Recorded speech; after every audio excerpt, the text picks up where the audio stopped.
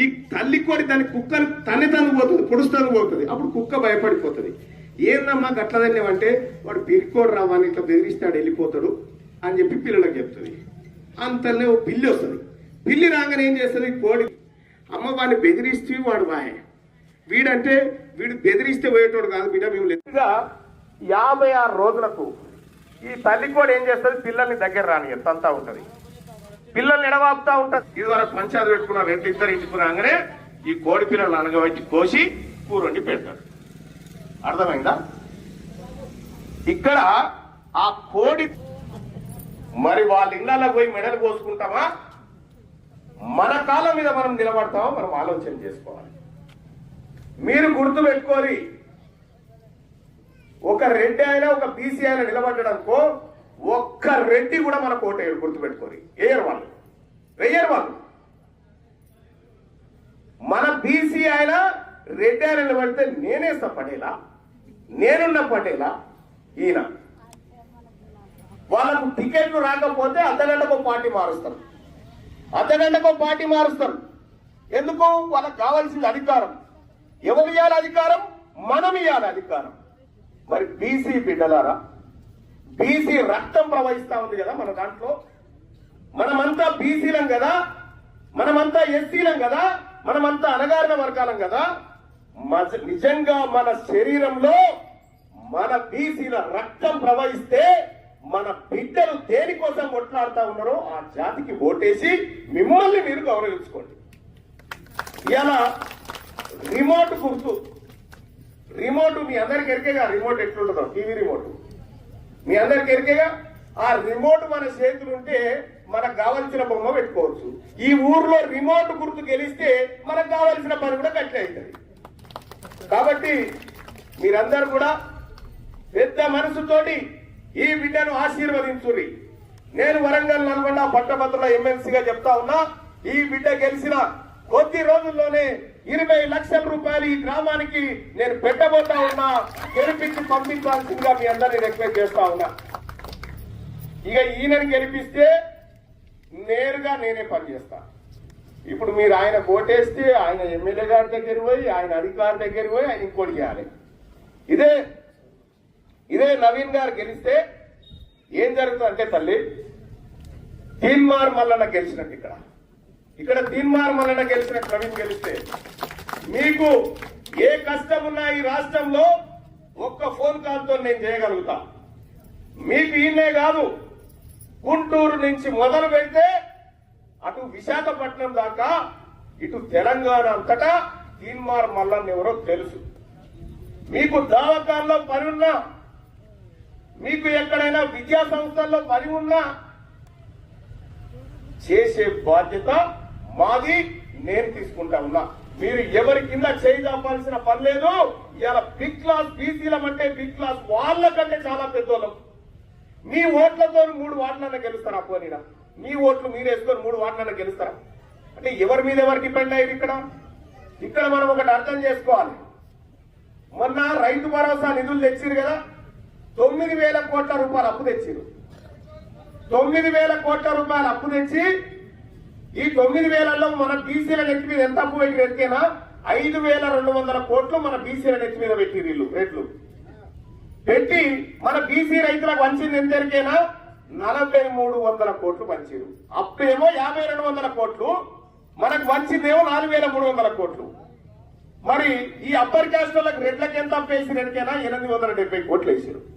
870 కోట్ల అప్పు వాళ్ళని ఎత్తినేసి వాళ్ళకి వంచింది 4,200 కోట్లు పంచారు. అంటే ఎవరి సొమ్ము ఎవరు తింటున్నట్టు?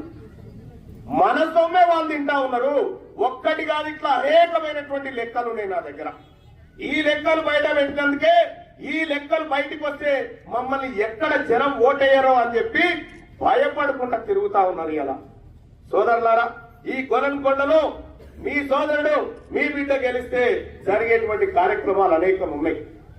మీకు ఎక్కడ ఏ కష్టం వచ్చినా మీ బిడ్డ తీన్మార్ మల్లన్న ఉన్నాడు.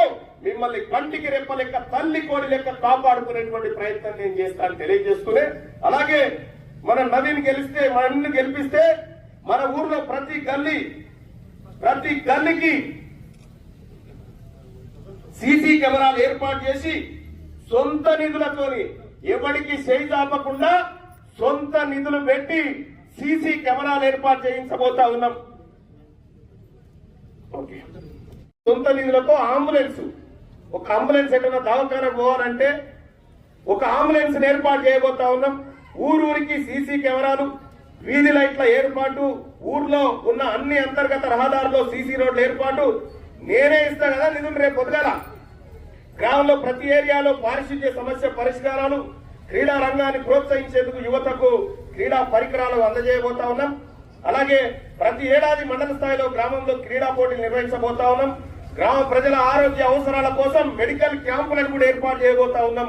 మన గ్రామంలో ప్రభుత్వ పాఠశాలలో 10వ తరగతిలో స్కూల్ టాపర్ గా నిలిచిన విద్యార్థికి ప్రతి సంవత్సరం 5,000 రూపాయలు ఇచ్చి ప్రోత్సహించబోతా ఉన్నాం.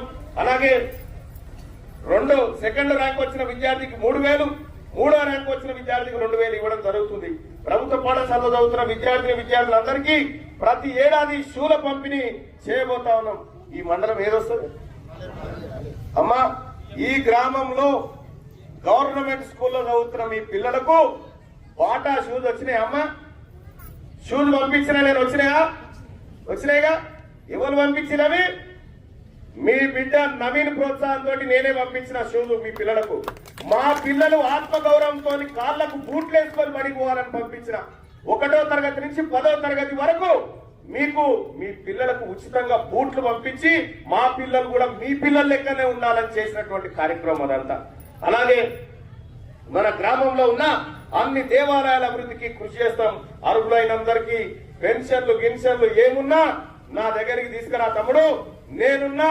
మీ ఇల్లు గాని మీ పెన్షన్లు గాని మీకున్నటువంటి భూ సమస్యలు గాని అన్నిటిని పరిష్కారం చేస్తా అని చెప్పి మీ అందరికి తెలియజేస్తా ఉన్నా.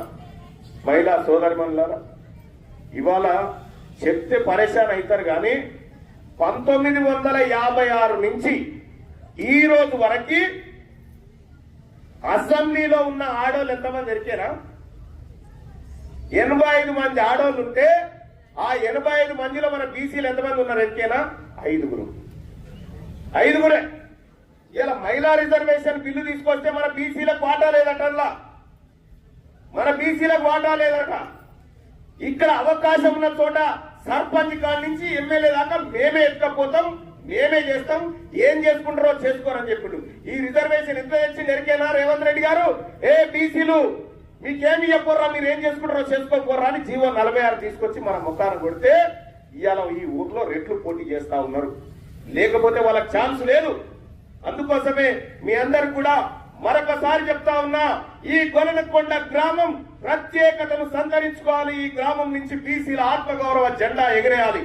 నేను బీసీ తల్లి పాలు తాగిన బిడ్డగా నా బీసీ అభ్యర్థికే ఓటేయబోతా ఉన్నా. నా ఊర్లో నా బీసీలకే ఓటేయబోతా ఉన్నా అని చెప్పి తెలియజేసుకుంటూ, ఈ గొలనకొండ గ్రామ ప్రజలారా ఒక్కసారి రిమోట్ గుర్తుకు ఓటేసి, అలాగే వార్డు మెంబర్లు మనల్ని ఎవరైతే నిలబడలేదో మన బీసీలే నిలబడితే వాళ్ళకు కూడా బీసీలకే ఓట్లేయాల్సిందిగా రిక్వెస్ట్ చేస్తా ఉన్నా.